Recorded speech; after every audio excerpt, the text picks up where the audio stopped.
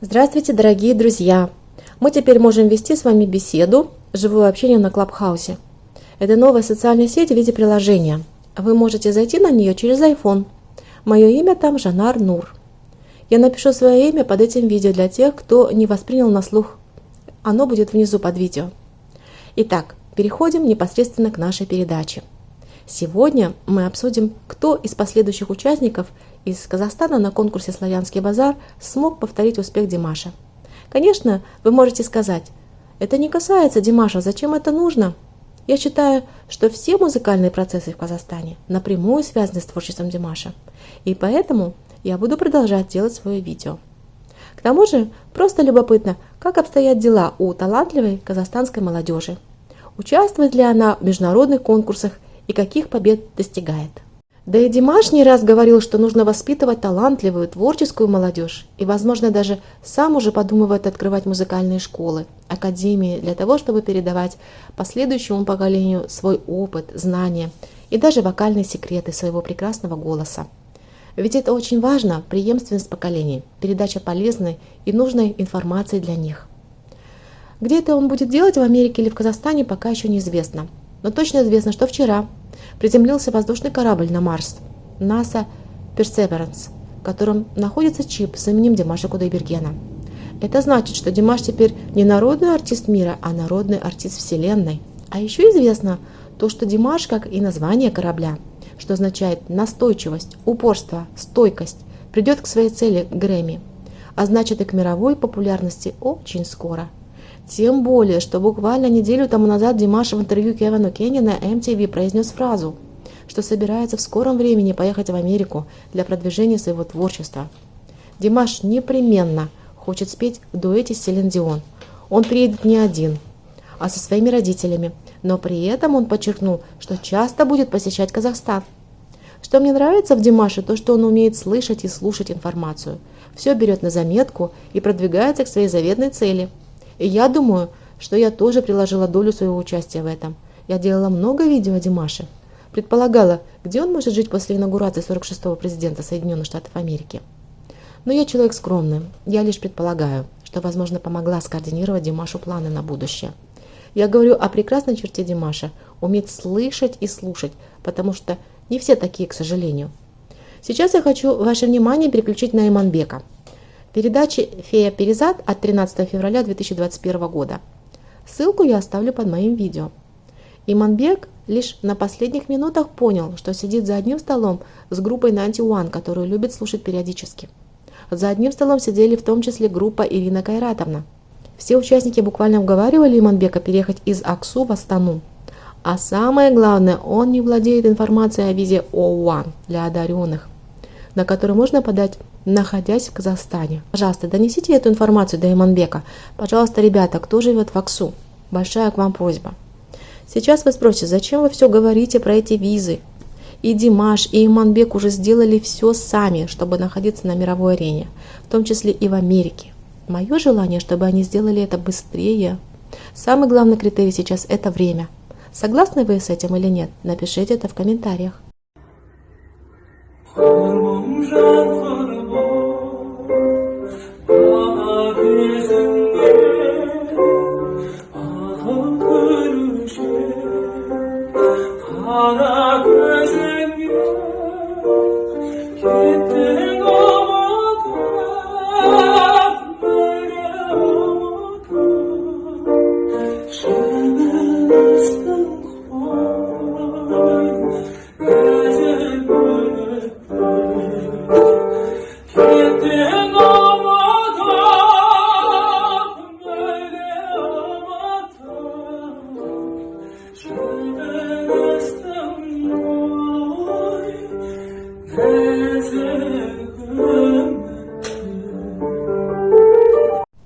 Такие люди, как Иманбек, это часть молодого поколения, которые не сосредотачиваются на деталях, они сосредоточены на реализации своего творчества, поиску новых путей. Поэтому и понятно, почему он не узнает известных людей, которые присутствуют в одной передаче с ним. Қайда бір жерде отырдым и мен тыңдап отырмын да, короче, колонкадан просто телефоннан шашадым да, столға қоя салдым.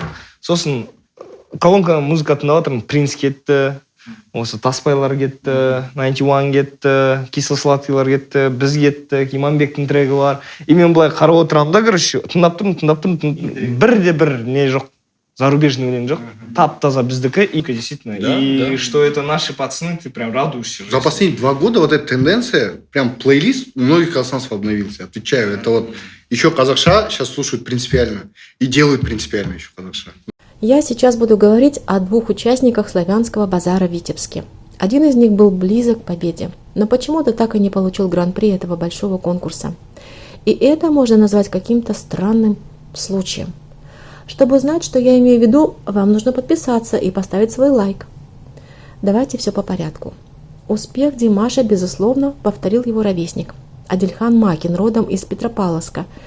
Мне хотелось так побеседовать с ним, но он оставил меня без ответа. Хотелось вам непосредственно передать его чувства после победы на конкурсе «Славянский базар-2019».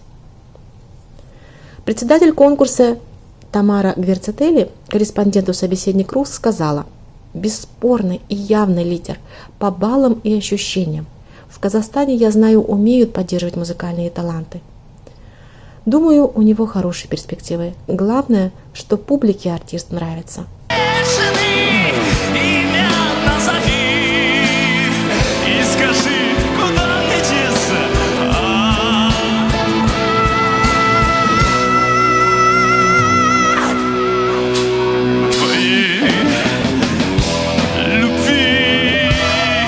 Очень люблю настольный теннис. Любительски занимаюсь видом спортивного единоборства грэпплинг.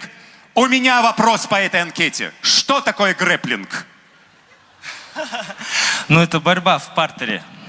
Это что это такое, борьба в партере? Ну, болевые приемы, проход в ноги, броски там. Покажешь? Звучит больновато. Хочешь? Давай.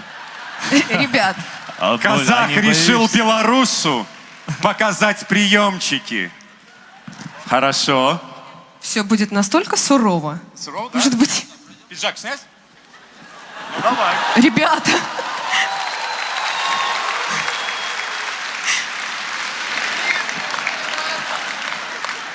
Говорят, Денис, может, не надо? Это же грэпплинг. Господи!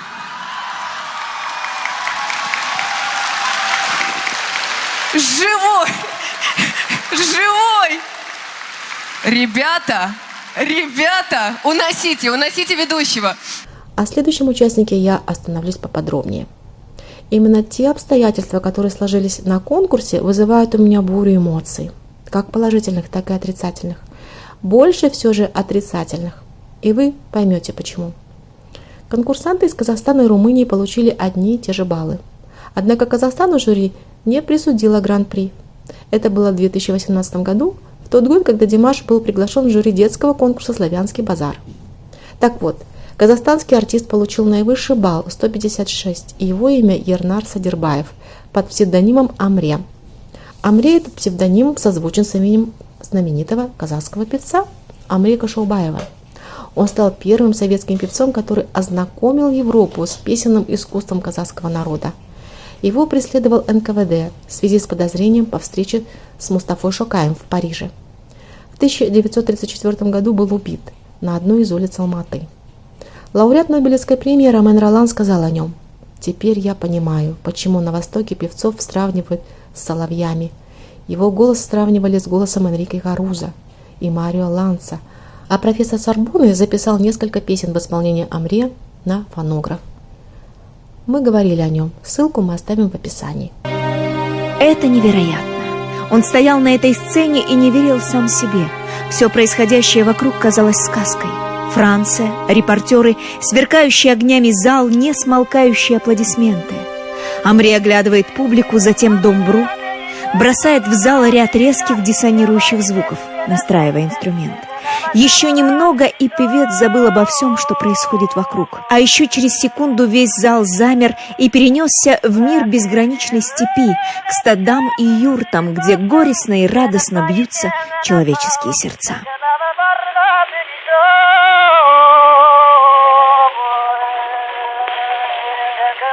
Голос Амре то рос до громовых горных раскатов, то становился тихим, как шуршание степного ковыля в окрестностях родного Семипалатинска.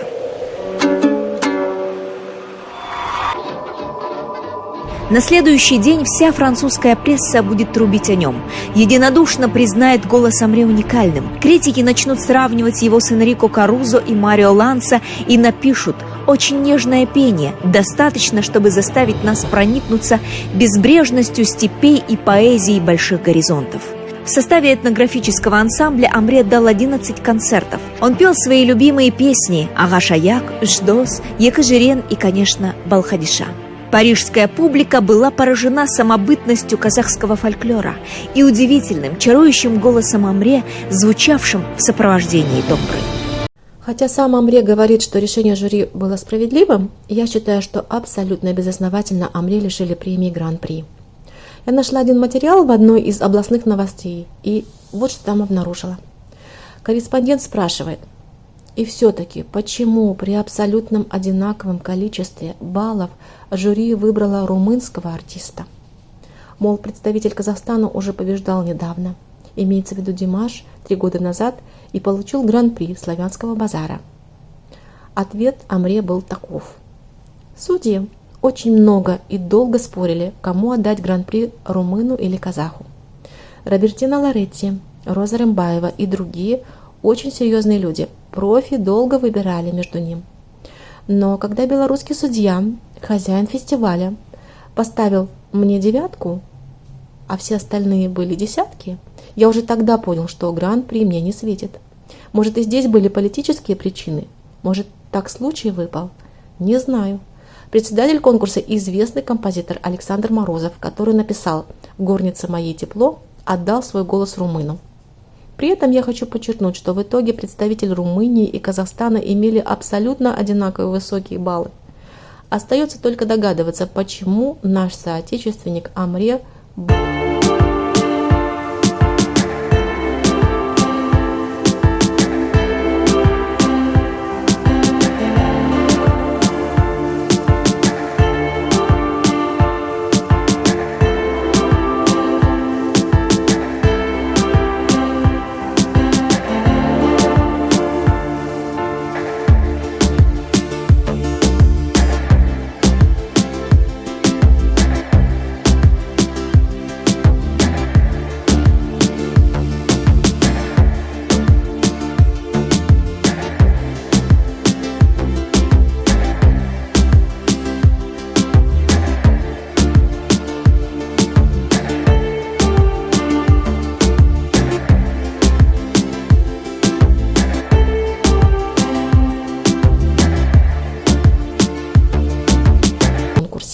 возможно создать беспрецедентный случай, когда 2 человека имеют гран-при. Тем более, что денежный приз не такой уже и большой, $20 000 – это не очень большие деньги для начинающего артиста.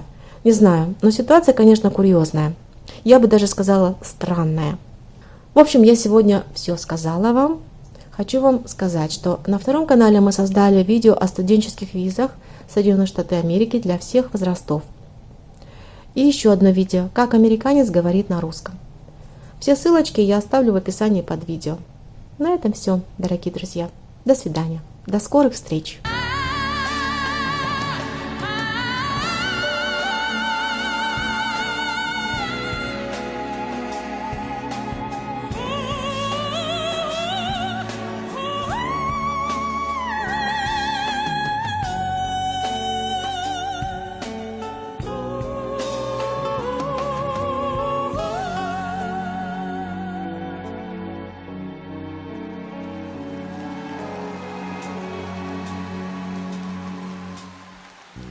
За тобой, не закрывая дверь, я живу уже который год, и с тех пор отчет моих нечаянных потерь остановлены, кого-то ждет, остановлены. Кого-то ждет.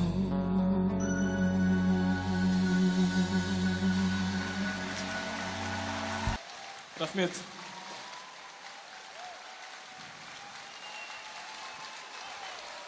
Но Спасибо большое за теплый прием в Витебск. Дай вам Бог будет, здоровья. будет. Дайте поговорить с человеком. Тем более, сейчас мы узнаем, откуда же он черпает вдохновение для столь прекрасного пения. Димаш, ну нам-то ты рассказывал, кто тебе помогает и чем помогает. Скажи, пожалуйста, нашим зрителям, кто и чем тебе помогает в творчестве? Конечно же, родители. Они у меня заслуженные артисты Казахстана. Самые красивые люди на свете, между прочим, для меня. Вот, улыбка матери дает многое. Улыбка матери. А мама Димаша, вы где? Ага. Мама и папа. А вы знаете, вот не садитесь, пожалуйста, не садитесь. Я не знаю, я к вам, наверное, не смогу подойти.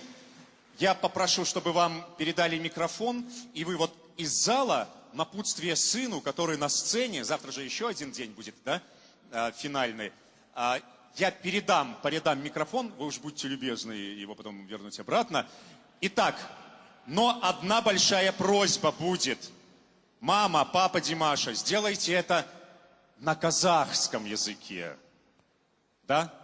На красивом казахском языке. Пожалуйста.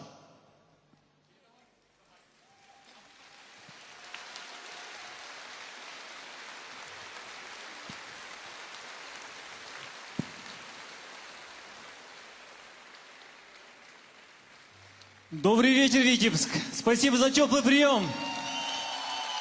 Вам привет из солнечного Казахстана. Пускай мама скажет напутствие.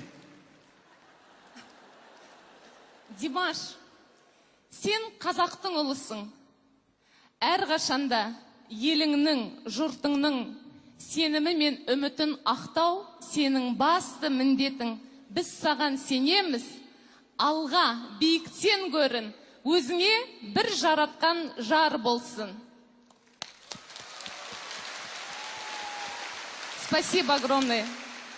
Самые Спасибо, добрые и самые искренние слова сказала мама. Димаш, скажи нам, что же мама все-таки тебе сказала? Она сказала, чтобы я гордо и доблестно нес это пламя. Самый ответственный момент, между прочим, в моей жизни. Дай вам Бог счастья и всем остальным, конечно же. Ну а теперь переходим к прозе. Это было лирическое отступление. Оценки, Димаш. 10, 10, 10, 10, 9, 10, 10, 10, 10. 89 баллов Димаш Куйдайберген, Казахстан. Но, Димаш, ты видишь. Слов нет вообще. Спасибо! Спасибо, Димаш!